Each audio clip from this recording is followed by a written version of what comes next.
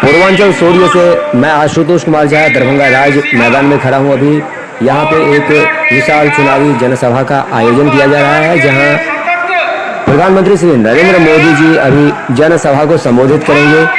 और आइए अब हम सुनते हैं कि प्रधानमंत्री जी ने क्या कहा।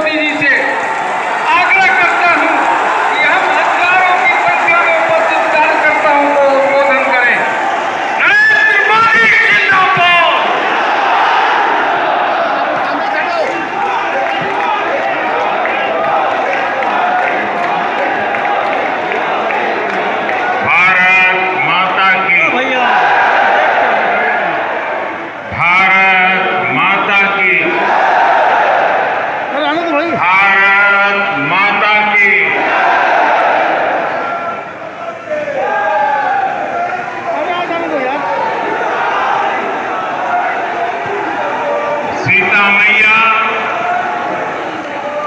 राजा जनक,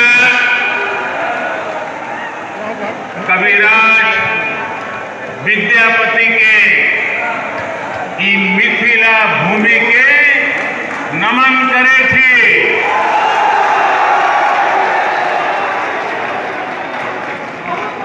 ज्ञान, धान, पान, मखान से समृद्ध हुई कि गौरवशाली धरती पर अपने सबके अभिनंदन करे थी।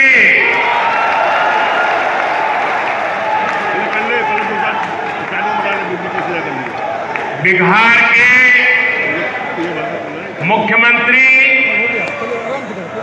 मेरे मित्र भाई नीतीश जी, जो हमारे भावी मुख्यमंत्री के रूप में आपके आशीर्वाद निश्चित मिलने वाले हैं। जेडीयू, भाजपा, हम पार्टी, वीआईपी पार्टी के अन्य सभी प्रतिनिधिगण और विशाल संख्या में पधारे हुए मेरे प्रिय भाइयों और बहनों, बिहार की पवित्र भूमि पर मैं राजा सलहे वीर शिरोमणि बाबा चौहरमल, राह बाबा और गोरैया बाबा को भी नमन करता हूं। बाबा चौहरमल और तमाम संत जनों के आशीर्वाद से ही सबका साथ, सबका विकास, सबका विश्वास आज देश के विकास का आधार है। साथियों, आज यहाँ दरभंगा के अलावा मधुबनी और समस्तीपुर सहित अनेक विधानसभा क्षेत्रों से आप सभी हमें आशीर्वाद देने के लिए आए हैं। मैं आपका हृदय से अभिनंदन करता हूं।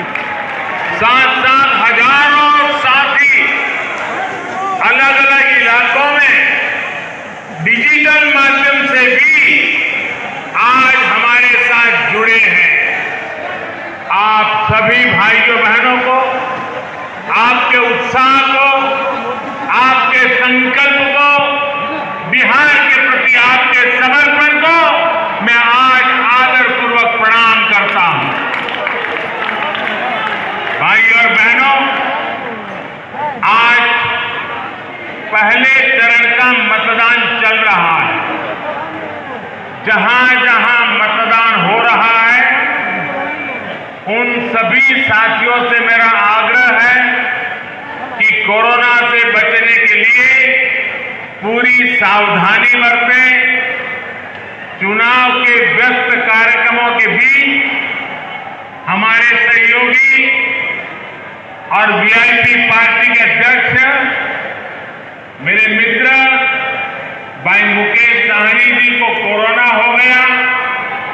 बिहार के उप मुख्यमंत्री भाई सुशील मोदी जी को भी कोरोना से लड़ना पड़ रहा है। मैं बिहार के किसी भी कार्यकर्ता जो इस गहमा गहमी के समय कोरोना से ग्रस्त है, तो मैं उन सबके स्वास्थ्य लाभ के लिए प्रार्थना करता हूं। बिहार के नागरिक भी इस कोरोना के संकट काल से अगर कोई बीमार है तो जल्द स्वस्थ हो जाए, यही मैं प्रार्थना करता हूं। साथियों, महाकवि विद्यापति ने इस क्षेत्र के लिए एक बार मां सीता जी से प्रार्थना की और विद्यापति जी ने मां सीता जी से कहा था, जन्म भूमि अच्छी मिथिला समारोह है मां, कली आदि अपन नहर निहारू है मां।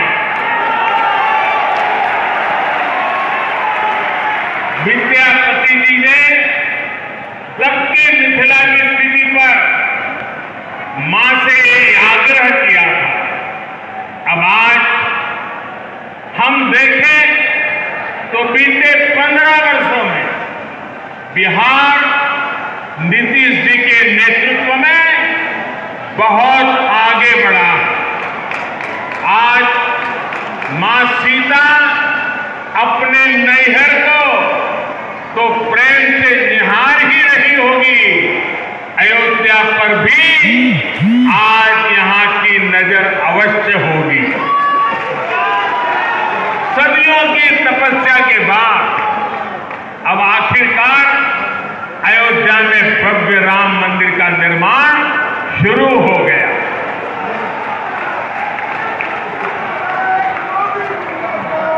वो सियासी लोग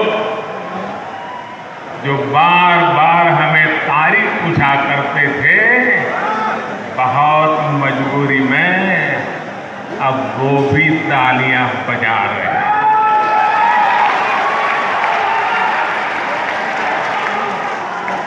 मां सीता के इस क्षेत्र में आकर मैं यहां के लोगों को राम मंदिर निर्माण की बहुत बहुत बधाई देता हूं, क्योंकि आप उसके प्रमुख हकदार हैं। भाई और बहनों, भाजपा की पहचान है, एनडीए की पहचान है, जो कहते हैं वो करके दिखाते हैं। देश में पहली बार ये हुआ है जब मैनिफेस्टो को उठाकर ये आकलन लगाया जा रहा है कि हम आगे कौन सा कदम सरकार उठाने वाली है। हमने कहा था हर किसान के बैंक खाते में सीधी मदद भेजेंगे। आज करीब 1 लाख करोड़ रुपए की सीधी मदद किसान के खाते में जमा कराई जा चुकी। हमने कहा था हम गरीब का बैंक खाता खोलेंगे। आज हिलता है यार। 40 करोड़ से ज्यादा गरीबों का बैंक खाता खुल चुका। हमने कहा था हर गरीब बहन बेटी की रसोई में मुफ्त गैस कनेक्शन पहुंचाएंगे। उज्ज्वला योजना ने बिहार की भी करीब 90 लाख महिलाओं को लकड़ी के धुएं से मुक्त किया है। हमने कहा था हर गरीब को 5 लाख रुपए तक के मुफ्त इलाज की सुविधा देंगे। आज बिहार के भी हर गरीब को ये सुविधा मिल रही है। और भाइयों और बहनों, कोरोना के इस संकट काल में हमने ये भी कहा था कि हर गरीब को मुफ्त में अनाज देंगे। 130 करोड़ का देश दुनिया को अचरज हो रहा है। 8 महीने तक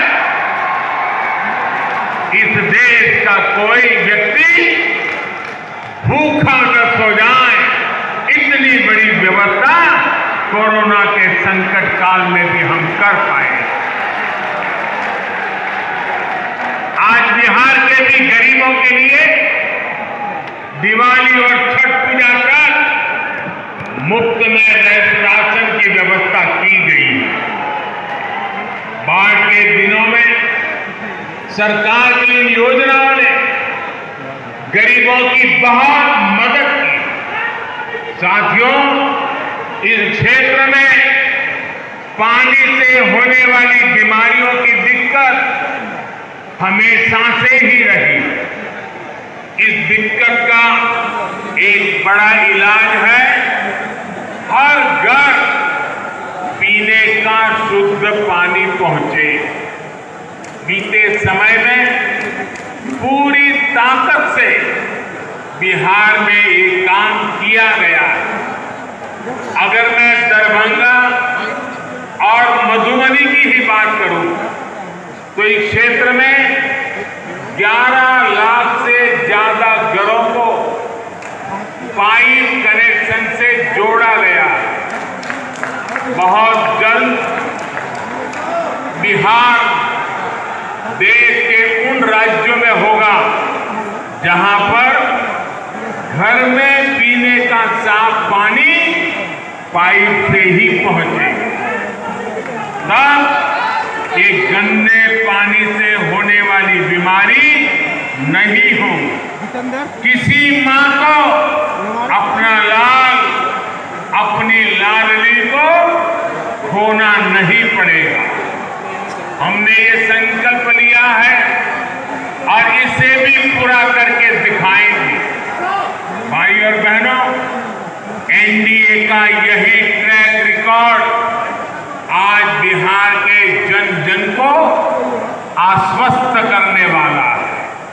एनडीए ने, भाजपा ने विकास का जो रोडमैप अपने मैनिफेस्टो में खींचा है उस पर तेजी से अमल होगा, ये तय है।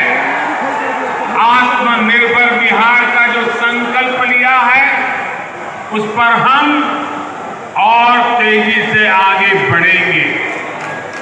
दरभंगा में एम्स बनने से मिथिलांचल को बहुत बड़ी सुविधा मिलेगी। दरभंगा एम्स के लिए 1200 करोड़ रुपए से ज्यादा मंजूर किए गए हैं। एम्स बनने से यहाँ के लोगों को बेहतर स्वास्थ्य सुविधाएं तो मिलेगी ही, मेडिकल की पढ़ाई की सीटें भी बढ़ेगी। इसी तरह सॉफ्टवेयर पार्क बनने से भी यहाँ के प्रतिभाशाली युवाओं को टेक्नोलॉजी के क्षेत्र में अधिक से अधिक अवसर मिल रहे हैं। दरभंगा में एयरपोर्ट की आधुनिक सुविधाएं मिलने से पूरे मिथिलांचल की कनेक्टिविटी और सशक्त होगी। रामायण सर्किट का अहम हिस्सा होने के कारण मिथिलांचल में पर्यटन, तीर्थाटन की संभावनाओं का विस्तार होगा। आत्मनिर्भर बिहार में उद्योगों के लिए नए अवसर बनेंगे। युवाओं के लिए रोजगार, स्वरोजगार के अवसर बनेंगे। गरीबों के लिए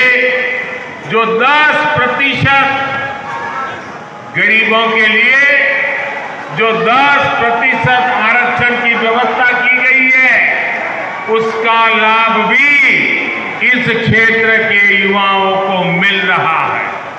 इसके साथ ही सरकार ने हमारे दलित, पिछड़े, अति पिछड़े भाई बहनों के लिए आरक्षण को जो अगले 10 साल के लिए बढ़ा दिया है वो भी यहाँ के नौजवानों के लिए लाभकारी है। साथियों, बिहार की मिथिलांचल की कनेक्टिविटी को पीएम पैकेज से भी बहुत ताकत मिल रही है। पीएम पैकेज के तहत बिहार के गांवों में हजारों किलोमीटर की सड़कों पर काम हुआ है। 55,000 करोड़ रुपए, उससे भी अधिक बिहार के रोड नेटवर्क पर खर्च किए जा रहे हैं। दरभंगा, मधुबनी, सीतामढ़ी के आसपास में रोड कनेक्टिविटी ठीक करने के लिए सड़कों पर तेजी से काम चल रहा है। दरभंगा समस्तीपुर रेलवे लाइन के दोहरीकरण का लाभ भी इस क्षेत्र को होगा। साथियों, पहले के समय जो लोग सरकार में थे, उनका मंत्र रहा है, पहले जो सरकार में थे उनका मंत्र रहा है, पैसा हजम, परियोजना खत्म। उन्हें कमीशन शब्द से इतना प्रेम था कि कनेक्टिविटी पर कभी ध्यान ही नहीं दिया। मिथिलांचल को जोड़ने वाले कोसी महासेतु के साथ क्या क्या हुआ, ये मेरे से ज्यादा आप सभी मेरे भाई बहन जानते हैं, भली भांति जानते हैं। 2003 में जब हमारे मित्र नीतीश जी अटल जी की सरकार में रेल मंत्री थे, अटल जी प्रधानमंत्री थे, तब इस क्षेत्र मांग को पूरा करते हुए अटल जी ने महासेतु का काम शुरू कर दिया। यहां नीतीश जी की ताकत मिलने के कारण कोसी महासेतु का काम कई गुना तेजी से आगे बढ़ा और कुछ दिन पहले ही मुझे कोसी महासेतु के लोकार्पण का सौभाग्य मिला। इससे 300 किलोमीटर की दूरी 20-22 किलोमीटर तक सिमट गई है। अब 8 घंटे की यात्रा सिर्फ आधे घंटे में ही पूरे होने लगी है। साथियों, ऐसी सुविधाएं किसान, व्यापारी, उद्योग जगत, विद्यार्थियों को, हर किसी को लाभ देती है और युवाओं के लिए रोजगार के साधन पैदा करती है। बिहार के लोगों को, मिथिलांचल के लोगों को विकास के ऐसे ही कामों की रफ्तार बढ़ाने के लिए मतदान करना है। साथियों, बिहार के विकास के व्यापक रोडमैप का अगला चरण है आत्मनिर्भर बिहार, आत्मनिर्भर मिथिलांचल। यहां मिथिला पेंटिंग, कृषि, डेयरी उद्योग, मछली के उत्पादन और कारोबार से जुड़ी अनेक संभावनाएं हैं। मिथिलांचल के लिए तो कहा ही जाता है कि पग पग पोखर माछ मखान, मधुर बोल मुस्की मुखपान, विद्या वैभव शांति प्रतीक, विद्यापति के ई मिथिला थे। ऐसे में पान, माछ, मखाना, इन सब में आत्मनिर्भर भारत को ताकत देने की बहुत बड़ी संभावना इस क्षेत्र में है। समस्तीपुर तो एक प्रकार से देश में कृषि, पशुपालन और मत्स्य पालन से जुड़ी रिसर्च का हब बन चुका है। डॉक्टर राजेंद्र प्रसाद जी से लेकर जननायक कर्पूरी ठाकुर जी ने जो सपने देखे थे वो पूरे होते दिख रहे हैं। डॉक्टर राजेंद्र प्रसाद विश्वविद्यालय को सेंट्रल यूनिवर्सिटी का दर्जा दिया गया। मत्स्य संपदा योजना के तहत इस क्षेत्र के अनेक जिलों में मछली के उत्पादन से लेकर चारे तक के शुरू किए गए। जब करोड़ों का निवेश यहां होगा, युवा उद्यमियों को आर्थिक मदद मिलेगी, तो बड़ी मात्रा में नए रोजगार तैयार होंगे। साथियों, फसल हो, दूध हो, सब्जी हो, मछली हो, कोशिश ये है कि बिहार के अलग अलग जिलों में जो बेहतरीन उत्पाद पीढ़ियों से उपजते हैं या तैयार होते हैं, उनसे जुड़े उद्योग लगाए जाएं। इसके लिए जरूरी सुविधाएं गांवों में तैयार की जा रही हैं। गांवों में भंडारण और कोल्ड स्टोरेज की सुविधा के लिए 1 लाख करोड़ रुपए का विशेष फंड बनाया गया। गांव में इन सुविधाओं के लिए निवेश बढ़े, इसके लिए जरूरी कानूनी सुधार किए गए हैं। छोटे किसानों को बिचौलियों से, उनकी चंगुल से बाहर निकालकर कृषि उत्पादक संघों FPO से संगठित किया जा रहा है। ऐसे ही FPO और दीदियों के समूह भंडारण की सुविधाओं से लेकर कृषि उद्योगों तक को चलाने वाले हैं। बिहार के युवा उद्यमियों, स्टार्टअप के लिए भी अनेक अवसर नए कृषि सुधारों से बनाए जा रहे हैं। साथियों, दरभंगा सहित मिथिलांचल के एक बड़े हिस्से में आप अगले चरण में मतदान करेंगे। राज्य के अन्य क्षेत्र के लोगों ने जो प्रण किया है, उसी प्रण का आपको भी ध्यान रखना है। ये प्रण बिहार के भविष्य के लिए, आत्मनिर्भर बिहार के निर्माण के लिए बहुत ही जरूरी है। बिहार के लोग ये ठान चुके हैं, बिहार में जंगल राज लाने वाली ताकतों को फिर परास्त करेंगे।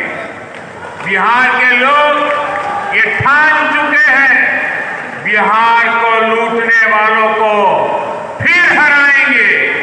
बिहार के लोग ये ठान चुके हैं, इस प्रतिभाशाली धरती के नौजवानों को धोखा देने वालों को फिर हराएंगे। बिहार के लोग ये ठान चुके हैं, बिहार की महिलाओं का जीना दूभर कर देने वालों को फिर हराएंगे। साथियों, जिन लोगों की ट्रेनिंग समाज को बांटकर राज करने की हो, जिन लोगों की ट्रेनिंग कमीशन खोरी की हो, वो बिहार के हित में कभी सोच नहीं सकते। बिहार के मेरे भाई और बहनों, इनके ट्रैक रिकॉर्ड को याद रखिएगा। ये वो लोग हैं जिनके राज में बिहार में अपराध इतना फला फूला कि लोगों का जीना मुश्किल हो गया। ये वो लोग हैं जो किसान कर्ज माफी बात करके कर्ज माफी के पैसे में भी घोटाला कर जाते हैं। ये वो लोग हैं जो नौकरी देने के काम को करोड़ों रुपए कमाने का जरिया मानते हैं। इसलिए इनसे सावधान रहिए, इनसे सतर्क रहिए। भाइयों और बहनों, एक तरफ एनडीए है, आत्मनिर्भर बिहार बनाने का संकल्प लेकर खड़ा है। दूसरी तरफ ये लोग हैं जो बिहार की विकास की परियोजना के पैसों पर नजरें गड़ाए हुए हैं। याद रखिए,